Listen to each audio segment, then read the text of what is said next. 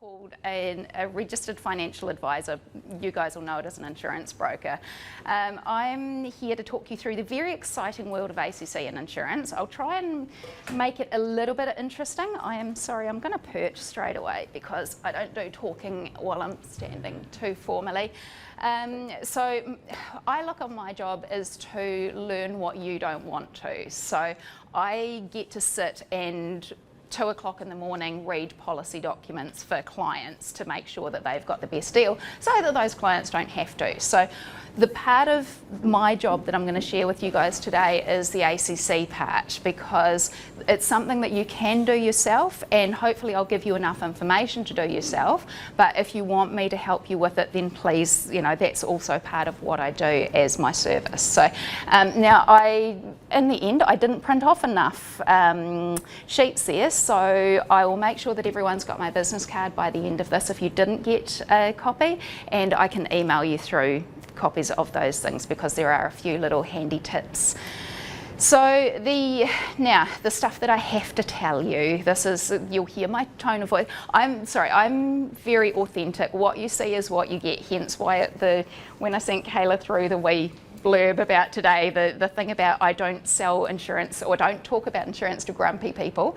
I am who I am and I don't change this, but I have to do those. So this is generalised advice only. This is not personalised to you. So please don't rely on it to make decisions. If you're at all unsure, please seek advice either from myself, an accountant, another broker, or ACC themselves.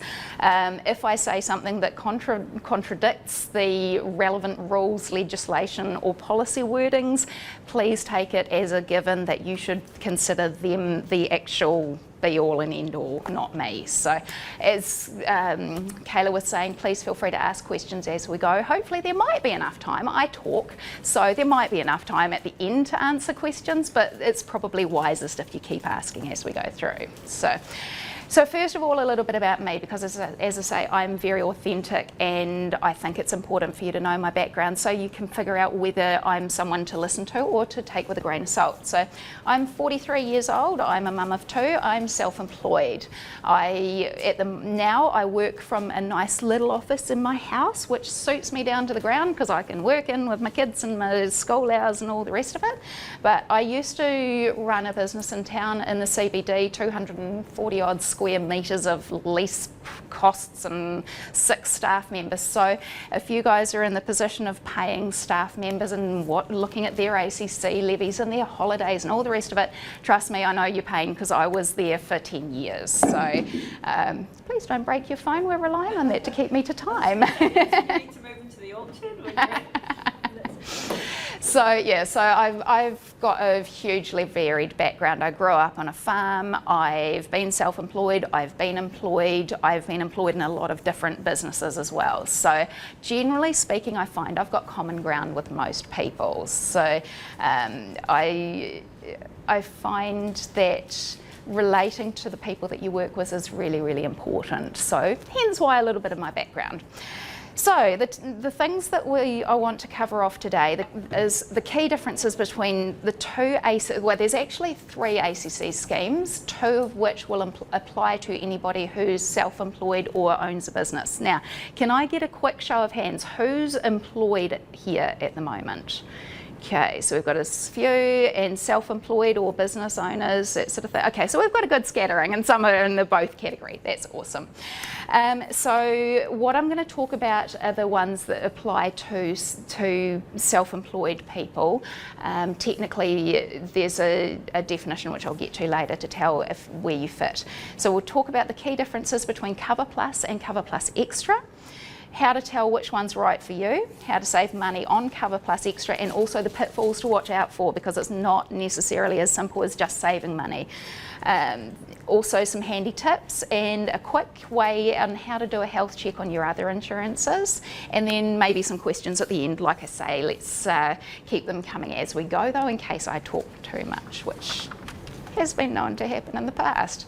So the differences between Cover Plus and Cover Plus Extra. So Cover Plus is the one when you start up your business and you do your accounts, or you get a lovely accountant to do your accounts for you and they send them off to the IRD. The IRD then sends a wee love letter to ACC to say, hey, guess what, this person's now in business, you might need to do some invoicing of ACC levies here. So that's how that process happens. If you want me to use technical terms, please let me know, because otherwise I'm going to talk like this the whole time. So at that point, you will automatically be registered on the thing called Cover Plus. So the one that's actually designed for self-employed people is called Cover Plus Extra. The differences are quite significant too. Cover Plus Extra is designed for people who are self-employed, and there can be some pretty nasty pitfalls if you stay on Cover Plus and get injured and can't work. So first of all, one of the first differences is loss of earnings. So on Cover Plus, the one that you get put on originally, you have to prove that there's a loss of earnings, which most businesses to start with, that's doable. So if you can't work, the money either reduces or stops altogether. Usually pretty simple to start with. Flash forward a few years, you've got a few staff working for you, or you own a farm, in which case those sheep or those cattle don't stop growing and producing income. You can't, in that case, prove a loss of revenue. Also, if you've got staff members and your business continues to operate and you're not losing money as a direct result of you being injured, if you're on Cover Plus, you're not going to get any money. So just be really aware of that. Cover Plus Extra is agreed value, and you don't have to prove a loss of earnings. So what it means is if you've got staff members, if your business continues to trade even though you're laid up in bed with broken vertebrae or something like that, Cover Plus Extra will still continue to pay you. So that's your first big difference. Second big difference is Cover Plus will pay you up to 80% of your previous year's declared income. Now, first of all, your accountant, sorry, I keep pointing here because she's an accountant. Yay!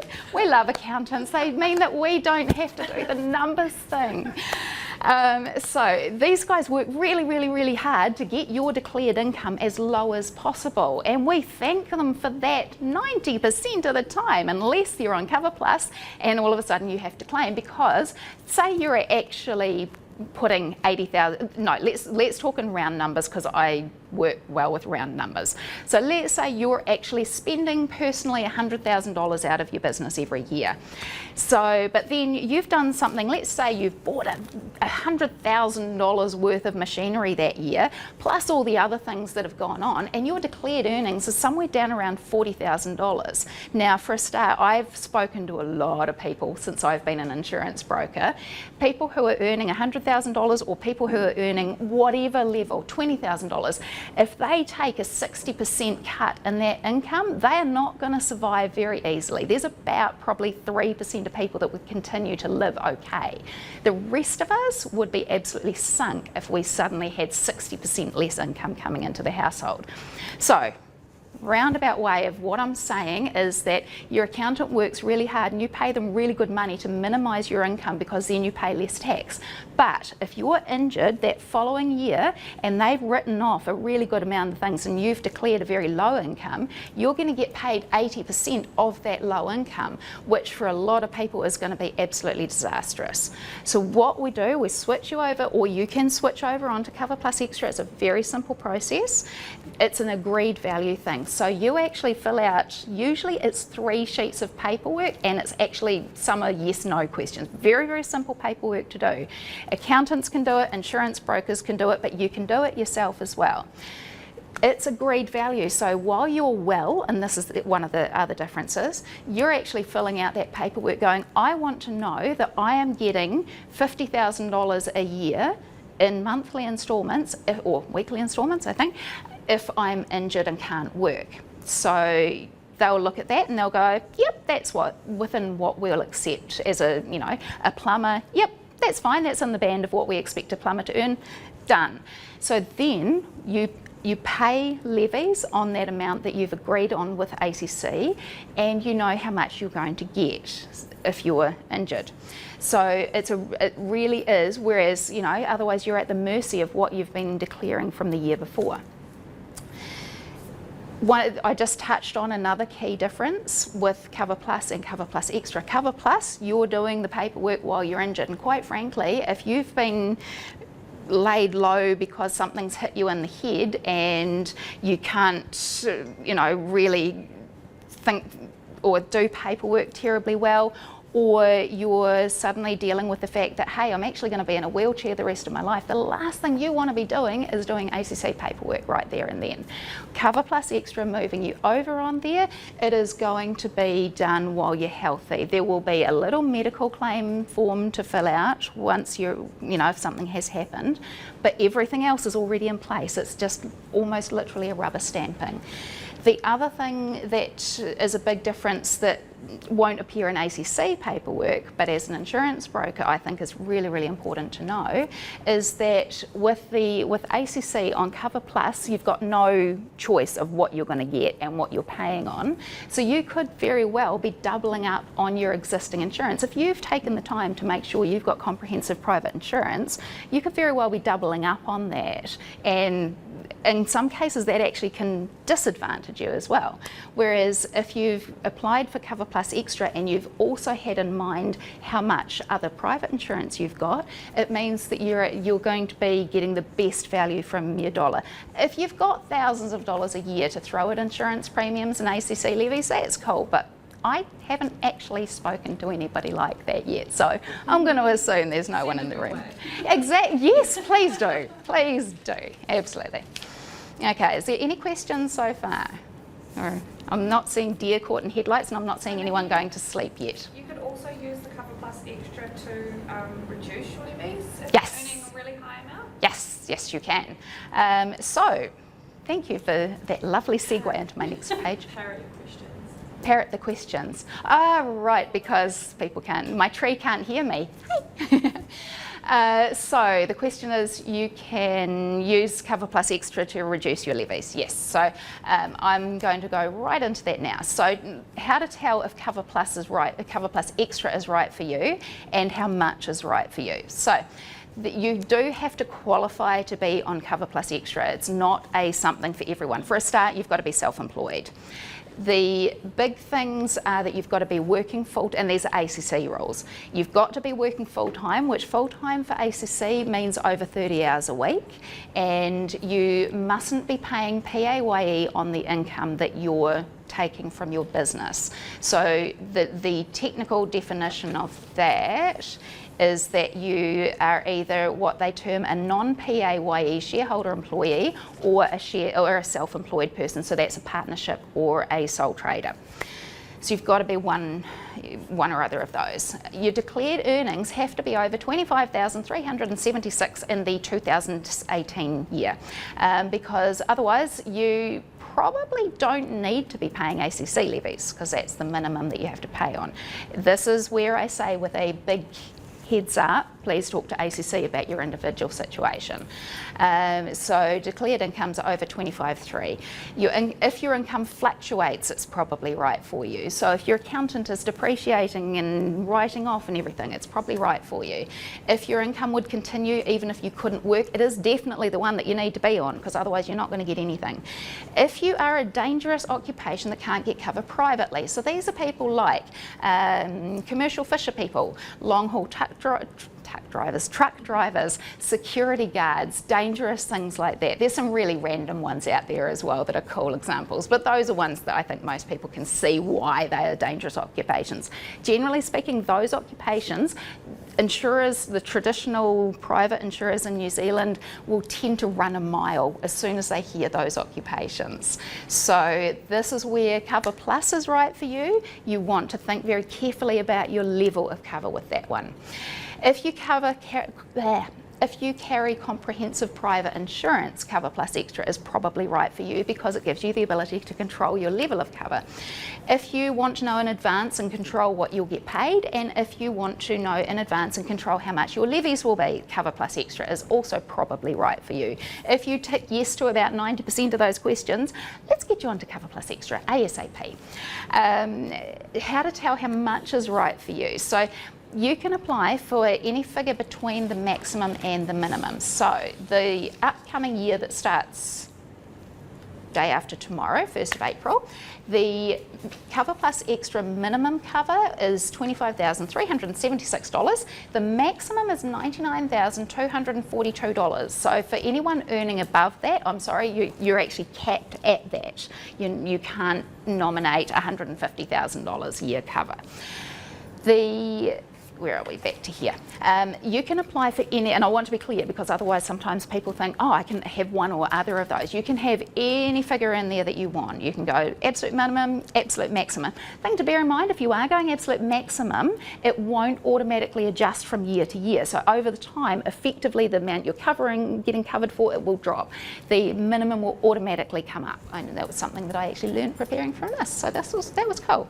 ACC do have guidelines of how much they will automatically approve. So the application process for ACC Cover Plus Extra is very simple. You go onto their website, or you call me up, or you call your accountant up and you say, hello, I would like to be on Cover Plus Extra, or you do a search on the website Cover Plus Extra and the application form will come up. It is very simple to fill out. There's not a lot, you don't need to know any tricky tricks with numbers or anything like that. Very, very simple. Just follow your nose, follow the instructions, you'll be fine.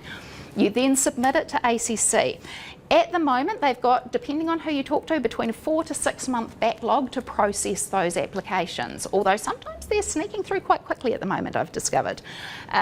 What will happen though is that they will then backdate the change to the day they received a correctly completed application. They've just started sending application forms back if you haven't done it properly, so just double check. So they then, when they look at it, it's more or less a rubber stamp if you're applying for something that's within their approved band. So they'll have, okay, so a plumber is likely to earn between this band and this band. If someone applies for Cover Plus Extra and they're a plumber and they're applying somewhere in there, that's fine, we'll just rubber stamp it, it's done. If they're applying for something significantly more, then you might have to justify it. You might have to say, well, my turnover is going to increase because I've just signed a contract, da-da-da. You'll probably have to give some financial justification of why you're applying for something outside the approved band. So then they will send you a letter of offer back after however many months, and you need to open everything from ACC because you've now got 20 working days to return this. You check it, you check very thoroughly your code, you check very thoroughly your amount of cover that they're saying you applied for, and you make sure that all the other details there are right, because they have to manually transfer from a written sheet into their system, and so they're human. Things happen, issues happen sometimes. So, and I have picked up on a couple of things over a couple of years. So then you check it off, go, yep, done, dusted, sign it, and you send it back. And that's when Cover Plus Extra goes in force. Bear in mind, if you fall behind with the payments, if you don't keep up to them, you can be put back onto Cover Plus. So you'll always get a notification of that though. So just watch out for that. So that's you now on Cover Plus Extra. In terms of other things to think about how much is right for you, think about when you're thinking about the amount of cover that you want, don't just go, well, I want to save money. Go, okay, I want to save money, but this is actually here for a reason. It's here in case I get injured so badly that I can't work anymore. How much can I live on in that situation? If you've got other private insurance, then those are figures that you need to be thinking about. If you haven't, you need to think, okay, well, I can apply for $25,000 as a minimum, and my levies will be quite small, but can I live on $25,000 a year? Because most people can't. I certainly wouldn't be able to. I'd be out on the street or living on my car or somewhere like that. So, so you need to think about what figure you actually need, because this is worst case scenario stuff. This is a minor annoyance and it's another bill. It's actually there for a reason, and people do tend to lose sight of that a little bit. So that's some things to think about when you're looking at what amount of cover to take. The other things, when you shouldn't minimise, you might not necessarily stay at a high level of cover, but think about these sorts of things. If you've got dangerous pastimes or occupations, even if you've got private insurance, you may be excluded from those pastimes. Rally drivers, I don't know why I have got so many clients that like to go rally driving, like racing, but they do, and they are excluded while they're preparing for or actually rally driving. So if they're killed, they won't get, this is if they've been doing it before they apply for insurance. I want to be really clear on that. So if they've been rally driving since they were 10, they're applying for insurance at 30, they're going to be excluded from any time that they go rally driving if they intend to keep doing it. So it means that that would be, because that's going to be an accident. It's, you're not going to, suddenly discover that you've got cancer while you're going around a rally track. It's going to be an accident. So in this case, you would think very hard about whether you wanted to actually minimise your cover. Also, if you are uninsurable due to health conditions, so if you've had a heart attack, and if that could have implications on private insurance that you might want to take out in future, think about whether you want to actually take your ACC cover down to the minimum. Could be a bit of a tricky situation. Or if you don't have any other insurance and don't intend to carry any other insurance, I would recommend very strongly in that case, do not minimise your ACC cover, because at least you've got something there. Always a personal call though, and I've had some clients do it, and that is, at the end of the day, that's their choice. But my recommendation is, if you're not carrying anything else, don't minimise your ACC cover. So, how to save money on ACC levies. So, this is a little bit of a cautionary tale here. So, switching to Cover Plus Extra and nominating a Cover Plus possible. Switching to Cover Plus Extra and nominating your lowest cover possible saves you money. Easy. Say you've been billed at $80,000 prior, and all of a sudden you go, wow, I can cut my things in like a quarter and be paying a quarter of my ACC levies. Yep, that's really easy, technically. Should you do it though? Think about this. So think about Tom and Jean. Tom and Jean were my grandparents, so I'm now bringing them into my little stories, because I would just like to clarify though, my grandparents were very, very sensible with money. They would have never done this. But let's say that Tom and Jean were a husband and wife. He's a builder, she does all the accounts. This, I would imagine, would be bread and butter for accountants, the husband and wife working together in a business. Let's say Tom does all the building. Jean, she knows how to swing a hammer, but she is not capable of going onto a job site and building a house, so she cannot step into his role. Let's say that they don't have any other insurance, but they decide, we don't care, we just want to save money. Things are quite tight. We're going down to the $25,000 a year under ACC. They're a partnership. And let's say that they've been in their house for a little while, they've got a mortgage and they pay about $1,800 a month. So some people in the room have just gone, $1,800 a month mortgage, and other people have gone, I'd love an $1,800 a month mortgage. I know there are those reactions out there.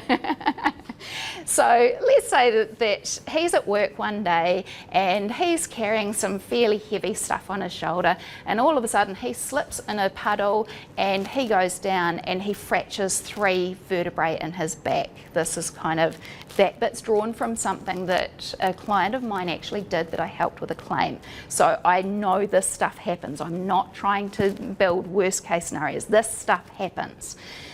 So he's flat on his back for the next 6 weeks. He's not going to be back to work for 3 months. So all of a sudden, they're now faced with having Cover Plus Extra, and because he's gone on to Cover Plus Extra, it's a very easy process, and that is probably paid more quickly into their bank account than the Cover Plus would be, because he doesn't have to go through proving financials, all the rest of it. So it's being paid really, really quickly at $25,000 a year.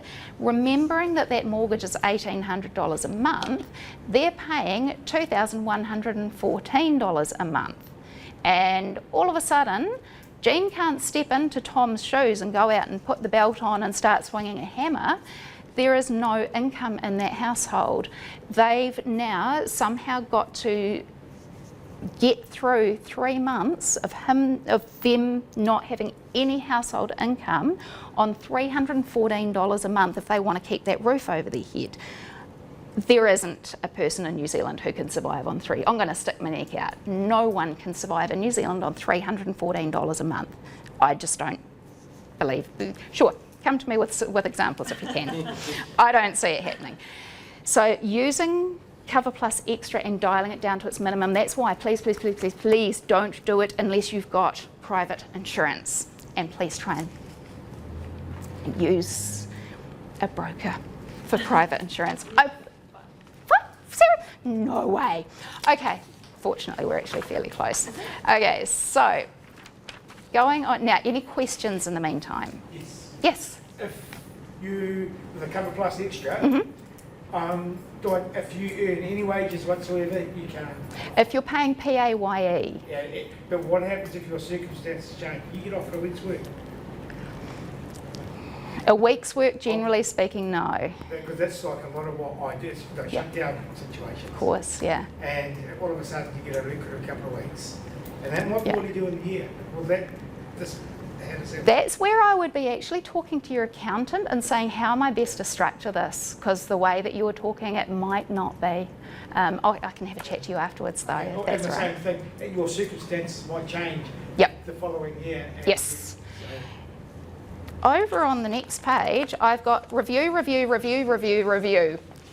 Cover plus extra, cover plus private insurance, house, car and contents insurance, public liability. I don't care. Review it every year, please. Please, please, please, please, please.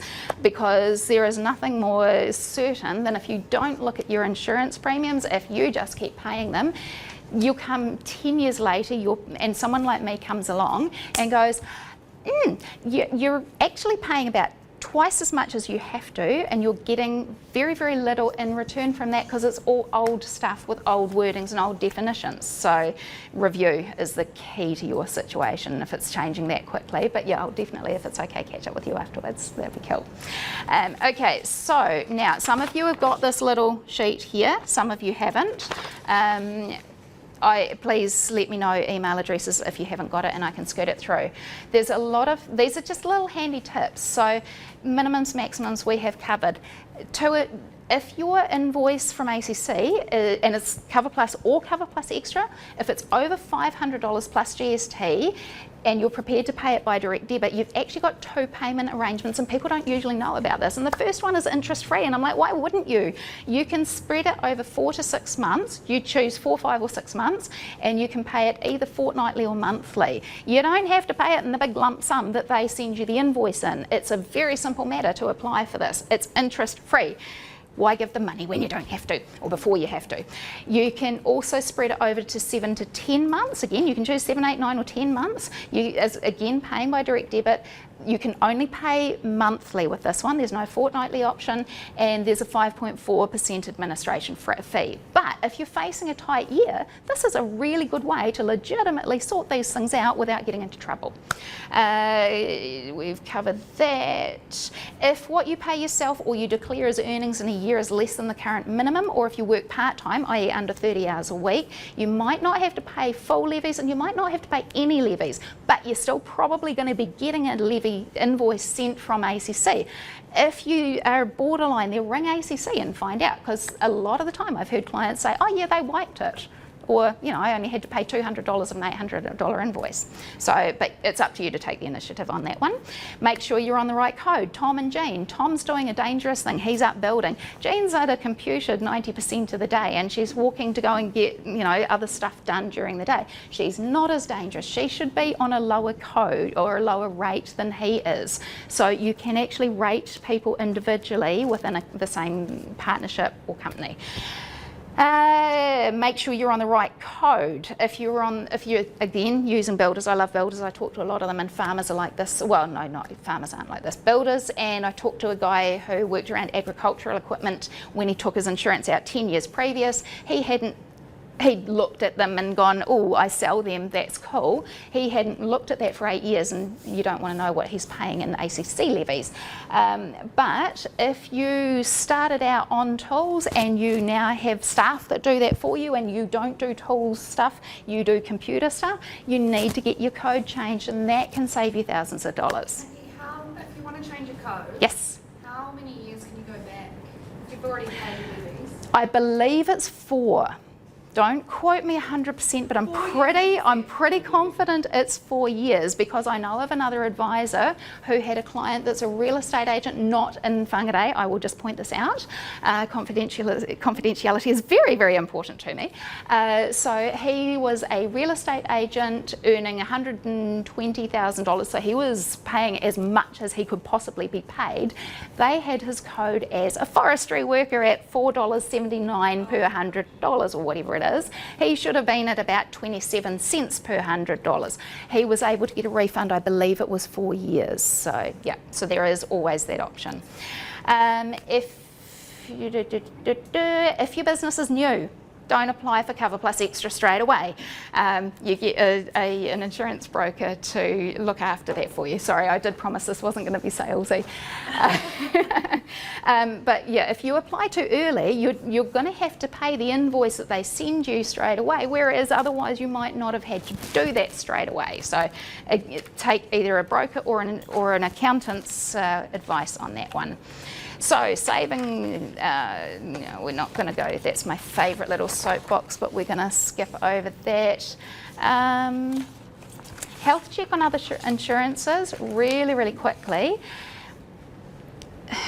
So I'm talking personal risk stuff, so insurance on a person. We're not talking fire and general house car contents here, but this holds true. Review, review, review. I've already told you why. Hopefully that's kind of sunk in. Another tip on health insurance or health check for your insurances.